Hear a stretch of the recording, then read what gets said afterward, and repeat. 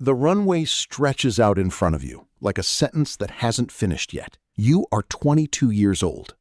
You have wanted this since you were 8. You scored in the top 0.5% of every cognitive and physical assessment they threw at you. And still, standing here in pressed khakis with 17 other candidates who all look exactly like you understand one thing clearly. Wanting it means nothing. The instructors don't speak to you like a person yet. You are a variable, a probability. Most of you will wash out before the year ends.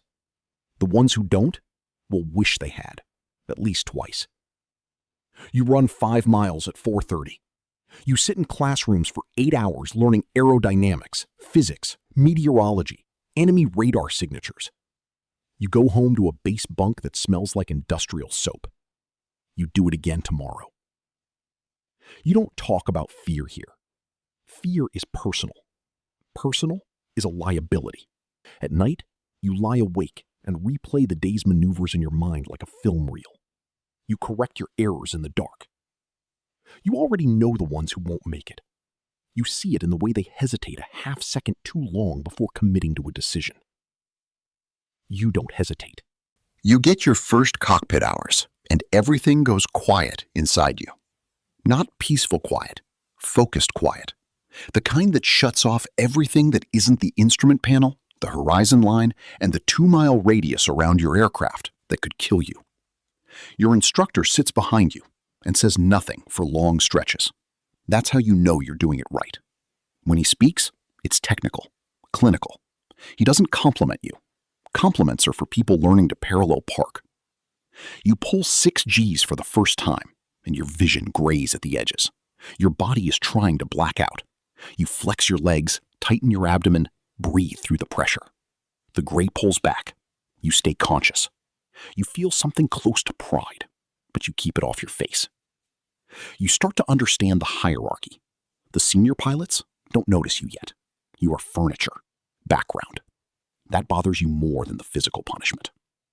You want to be seen, not by the instructors, by them. You graduate. You get your wings. You get assigned. The ceremony is brief. Your parents fly in.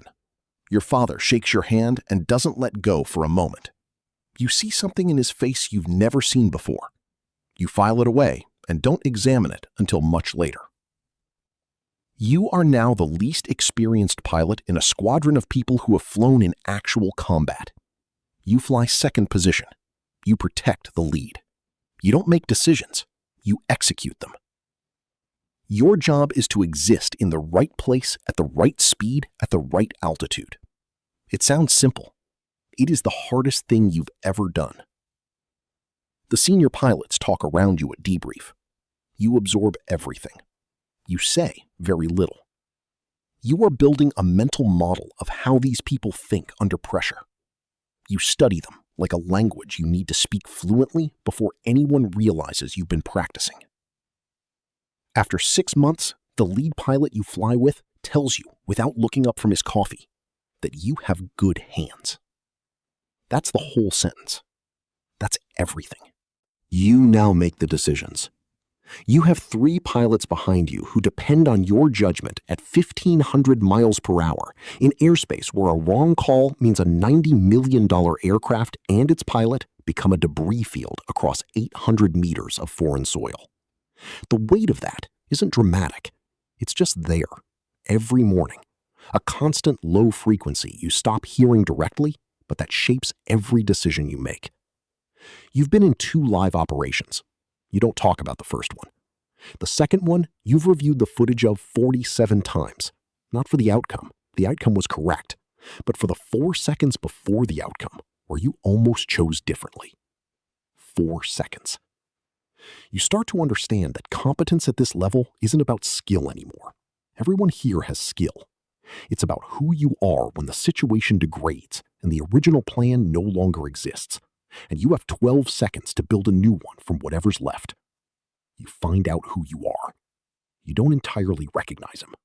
64 people answer to you now. You know all of them. Their families, their weaknesses. The ones who drink too much on weekends. The one whose marriage is fracturing under the weight of deployment rotations.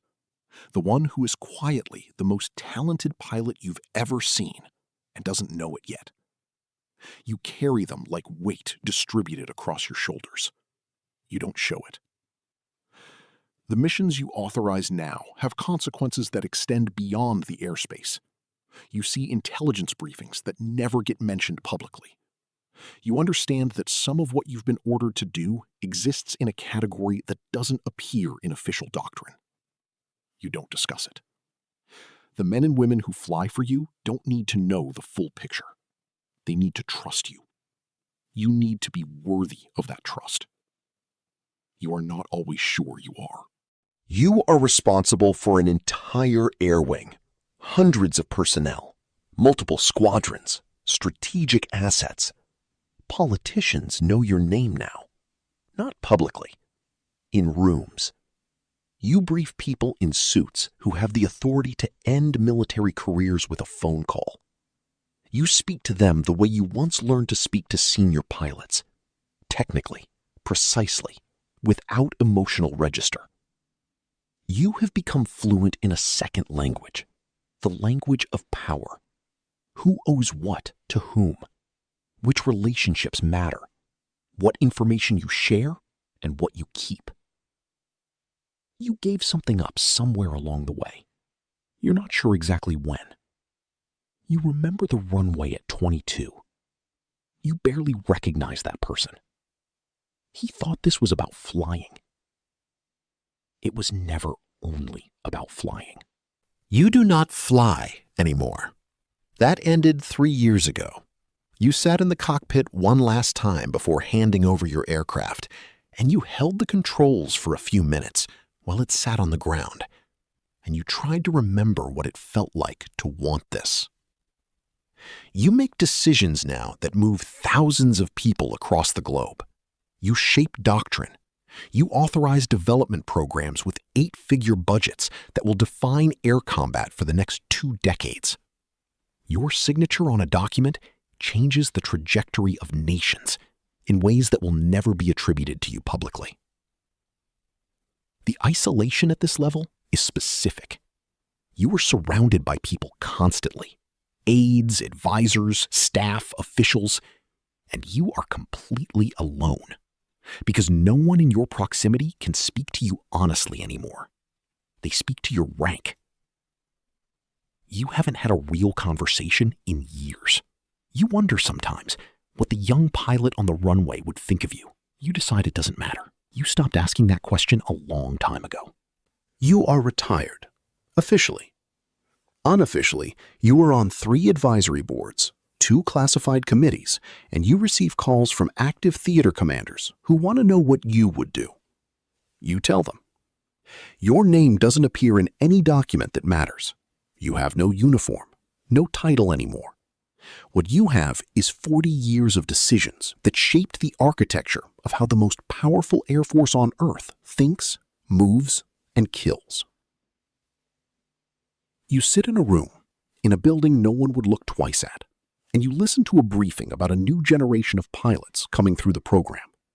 The best candidates in a decade, they tell you. You nod. You know what they're walking into. You know what it will cost them. You know what they'll become and what they'll lose to become it.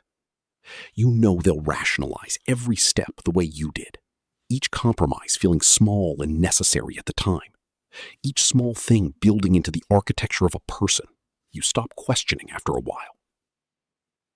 You don't warn them. That's not your role.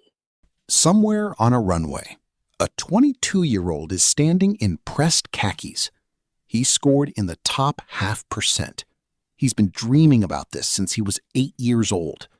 He thinks the hardest part is getting here.